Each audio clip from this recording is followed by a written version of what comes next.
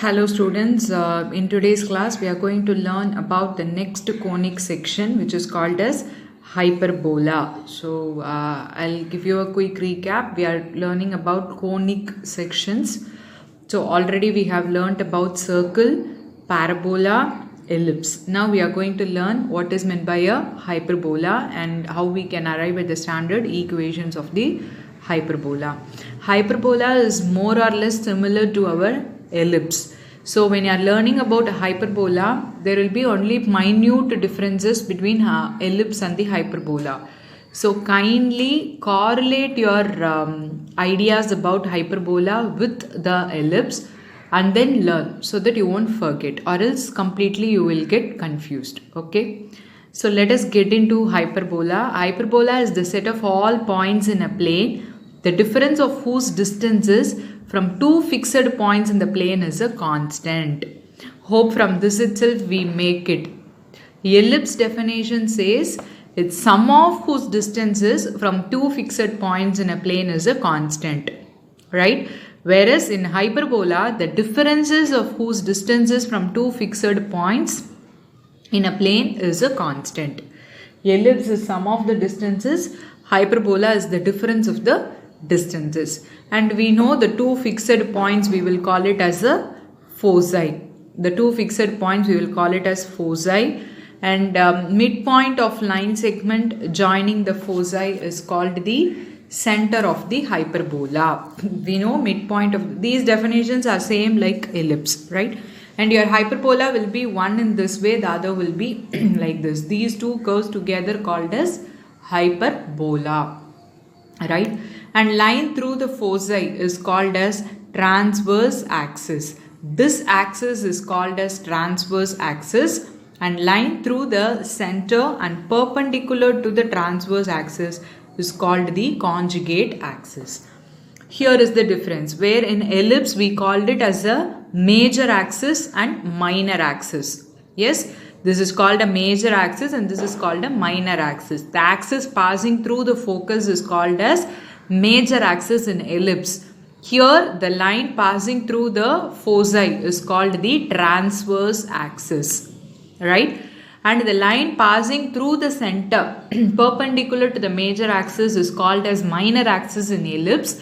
In hyperbola, the line passing through the center perpendicular to the transverse axis is called as conjugate axis, right?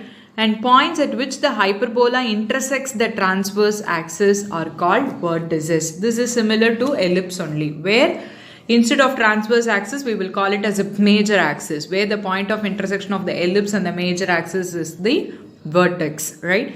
Here the point of intersection of the hyperbola with the transverse axis is called the vertices, right? Distance between the two foci, there also 2c, here also 2c. Then distance between two vertices is 2a, which is nothing but length of transverse axis. The distance between two vertices is 2a, which is nothing but we will call it as the length of transverse axis. Similarly, length of conjugate axis is 2b, right? And one more thing is, there we have derived a relationship between a, b and c. What is it? Can you make out the difference there? There c square is equals to a square minus b square. Here c square equal to a square plus b square. See, this is all about your ellipse. There we have derived a relation between a, b, c, which says c square is equal to a square minus b square. This implies what? C square equals to a square minus b square.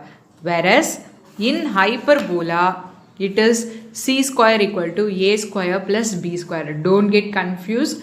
That's why I told correlate with ellipse and then read. As per definition of hyperbola, it's a difference of points. But when it comes to c square, it should be sum. A square plus b square. Just opposite. Here, the definition of the ellipse says sum of whose distance is constant. When it comes to the relation between c, a, b, it is c square equal to a square minus b square. Right? Next is eccentricity. Eccentricity is same, c by a, ellipse also c by a, right? Since E is greater than or equal to A, E is never less than 1. Right? Hope you understood what we have done, what we have learnt right now in hyperbola. We have learnt the definition. Definition says difference of whose distances is a constant from two fixed points. Those two fixed points are called as foci, and the midpoint of the line segment joining the foci is called the center. Line through the foci is called transverse axis. Then a line perpendicular to the transverse axis passing through the center is called conjugate axis. And the point of intersection of the hyperbola with the transverse axis is called vertices. Distance between the two foci is 2c. Distance between the vertices is 2a. These are same as we learnt in our ellipse. And the distance between two vertices we also called as length of transverse axis. So length of transverse axis is 2a. Length of conjugate axis is 2b. And the relation between a, b, c is a square plus b square equal to c square. Then eccentricity of hyperbola E is equal to c by a. Right? Next we are going to see the standard equations of hyperbola. As we had two standard equations for ellipse, we have two standard equations for hyperbola as well. That is x square by a square minus y square by b square equal to 1. For ellipse we had x square by a square plus y square by b square equal to 1. The another one is y square by a square minus x square by b square equal to 1. Right? I repeat, two standard equations of hyperbola are x square by a square minus y square by b square equal to 1. The other one is y square by a square minus x square by b square equal to 1. What is the difference between these two? When the transverse axis is your x-axis, when the foci and the vertices lie on the x-axis, your standard equation is of the form x square by a square minus y square by b square equal to 1. When your foci and the vertices lie on your y-axis, which means your conjugate axis, then the standard equation of the hyperbola is of the form y square by a square minus x square by b square equal to 1. Here also you can correlate with the ellipse. See, these are the two standard equations of ellipse what we learnt. When x-axis is your major axis, it is x square by a square plus y square by b square equal to 1. When y-axis is your major axis, it has become x square by b square plus y square by a square equal to 1. What we have done here, we have exchanged the denominator. Right? We have exchanged the denominator. X square by b square plus y square by a square equal to 1. But what we did in hyperbola now, in hyperbola also we have exchanged the denominator. See, x square denominator has become b square, y square denominator has become a square. We didn't stop with that, but still we have further exchanged the sign as well. Y square by b square is minus here. Here y square term has become plus. X square term is plus. Here x square term is minus. Right? So what is the relation done? What is the relation? How can you remember the standard equations of hyperbola and ellipse? When it comes to y-axis, when in the case of ellipse, when your y-axis becomes your major axis, we have just exchanged the denominators of x square and y square. Since the equation is in plus, even if we exchange the sign, both is plus, so it doesn't have any impact. Right? So when it comes to the y-axis as your major axis, we have just exchanged the denominators of x square and y square and then we expressed. But when it comes to hyperbola, since it involves a negative sign, when we exchange the sign, it has a impact on the other standard equation of the hyperbola. So what we have done here, we have exchanged the denominator and you have to change the sign as well. So the same way you can remember for ellipse also. We have to exchange the denominators and then we have to change the sign. Even if you remember it as change the sign, it doesn't have any impact on ellipse because both the terms are plus there. But in hyperbola, one is plus and one is minus. When you interchange the sign, it has a greater impact in the equation. In this way, you can remember so that you won't forget and you won't get confused. You won't confuse while you are solving problems. Right? So what are the two standard equations of hyperbola? When a transverse axis, when the foci and the vertices lie on the transverse axis, the standard equation is of the form x square by a square minus y square by b square equal to 1. When the foci and the vertices lie on your conjugate axis, then the standard equation is of the form y square by a square minus x square by b square equal to 1. Right? Hope you got it. Next is latus rectum. Latus rectum definition is same for everything: parabola, ellipse and hyperbola. It is a line segment perpendicular to the transverse axis through any of the foci and whose endpoints lie on the hyperbola. And the formula for latus rectum is also same, which is 2b square by a. Right? So with all these inputs, we are going to solve the problems. So what are all the inputs we got? The coordinates of the foci are plus or minus c comma 0 when it lies on the transverse axis, plus or minus c comma 0. Focus there also, in ellipse also in terms of c only, plus or minus c comma 0. And vertices are plus or minus a comma 0. These are all the things when they lie on the transverse axis, that is x axis, right?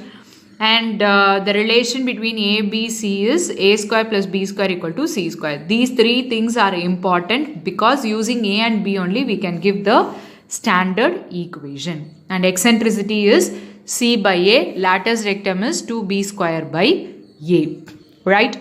So with all these inputs, let us solve the problems now. The first question is, the exercise is also again similar to the problems which we have done in ellipse. Right, the same way. First question, they asked you to find the coordinates of the foci, vertices, eccentricity and length of latus rectum.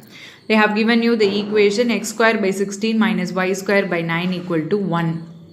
So on comparing the equation with x square by a square minus y square by b square equal to 1, we got a as 4, b as 3, because this is a square, b square. So 4 square, 3 square. So a is 4, b is 3.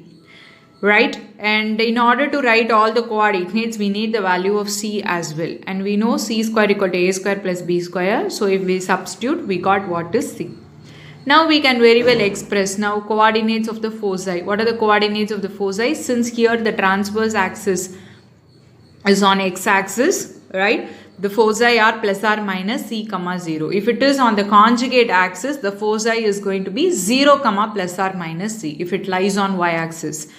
You know that, right? We have done in ellipse. The same way, the foci is going to be 0 comma plus or minus c if the transverse axis is on y-axis. Alright. Now get back to this. Coordinates of the foci are plus or minus c comma 0. We know the c value. So plus or minus 5 comma 0. Vertices are plus or minus a comma 0. A value we found already. Then they asked you to find eccentricity. Eccentricity is c by a, so 5 by 4. Then length of latus rectum is 2b square by a. So 2 into b square is 9 by 4. So 9 by 2. Thus we have found all the values they asked in the question. Yes, hope you understood. Let us move on to the next question now. If you see the second question, it is y square by 9 minus x square by 27 equal to 1. So this is of the second type of standard equation where the y-axis is your transverse axis, right? So you have to correlate with the equation y square by b square, y square by a square minus x square by b square equal to 1, so that you can find what is your a and b. Then using a and b, you can find what is your c. But when you are writing the coordinates of foci, vertices, you have to be very careful, because the foci coordinates is going to be 0 comma plus or minus c. Vertices is going to be 0 comma plus or minus a, because the foci and the vertices lie on the y-axis. So you have to be careful while doing this problem. And what about 3, 4, 5 and 6? We know we have done problems of this kind already in ellipse. What you have to do? You have to divide throughout by the constant, because we need the standard equation in the form of x square by a square minus y square by b square equal to 1. We should have equal to 1. So if we divide throughout by the constant term, we will get equal to 1. So divide throughout by the constant term, make it in the form of any one of the standard equation, and then find what is your a value, b value and c value, and give all your coordinates. And at this point I wish to tell you one more thing. It is not necessary that always after dividing this by constant, it is not necessary you should get a whole number as your a value or b value. It can be a fraction. If you see this fifth question, 36, if I divide throughout by 36, 36 is divisible by 9. 9 fours are we will get. But 36 is not divisible by 5. So here you will get 5y square divided by 36. So it can be written as y square divided by 36 by 5.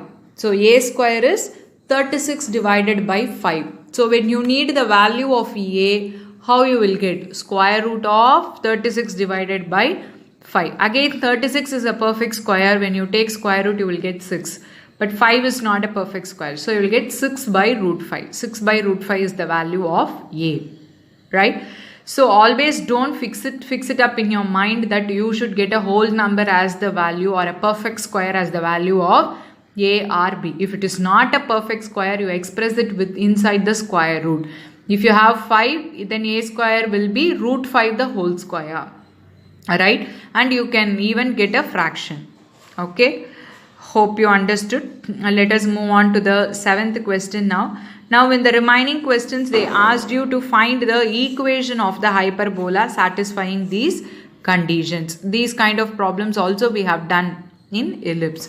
The vertices and the foci are given. Vertices means plus or minus a comma 0. Foci is plus or minus c comma 0. And very well we can identify both vertices and foci lie on the x-axis. Therefore, transverse axis is your x-axis. Therefore, standard equation is of the form x square by a square minus y square by b square equal to 1. But from the given things, we can know what is c, what is a, but we don't know what is b. But we know the relationship between a, c and b, right? So, using that relationship, we can find what is b and then we can substitute in the formula, right? See, the vertices I told you both lies on the x-axis. Therefore, it is of the form x square by a square minus y square by b square equal to 1. So, from this we got a is 2, c is 3. So, using that we found what is b. Therefore, we can substitute in the equation, right? So, how will you solve your 8th and 9th question now? Both are also of the same method. But here the vertices and the foci lie on the y-axis. Therefore, your transverse axis is your y-axis. Therefore, the standard equation is of the form y square by a square minus x square by b square equal to 1. So, be careful while selecting your standard equation. Otherwise, the things are similar, right? Now, let us move on to the 10th question. Foci and the transverse axis is of length. Foci and the length of the transverse axis is given. What is length of the transverse axis? Which is 2a. So from this we can find what is our a. From the foci we can find what is our c. And clearly foci lies on x-axis. Therefore the standard equation is of the form x square by a square minus y square by b square equal to 1. Right? So we need to know what is our b. So substitute in the relation. We can find what is our b square. So x square by 16 minus y square by 9 equals to 1 is the required equation. So, whatever inputs are given to write the standard equation, we need 2-3 inputs. What are all the things we need? We need the value of a and b. Then we should know what type of standard equation it is. Whether the focus lies on the x-axis or focus lies on the y-axis. So, with this we can identify which type of standard equation it is.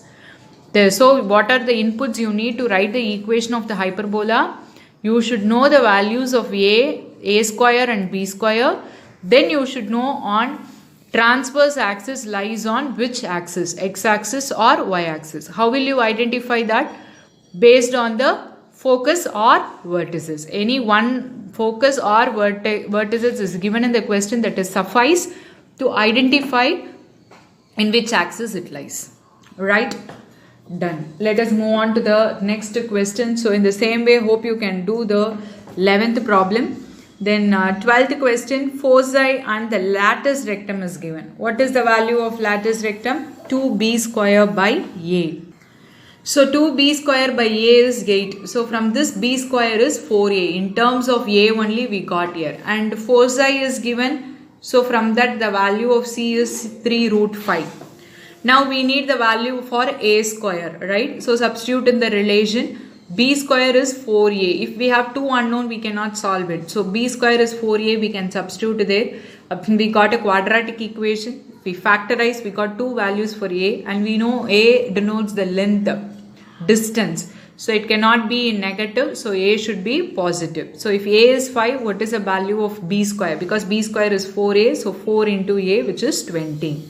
So we got the value for a square and b square, so that we can substitute. And we see the foci lies on x-axis, therefore standard equation is of the form x square by a square minus y square by b square equal to 1.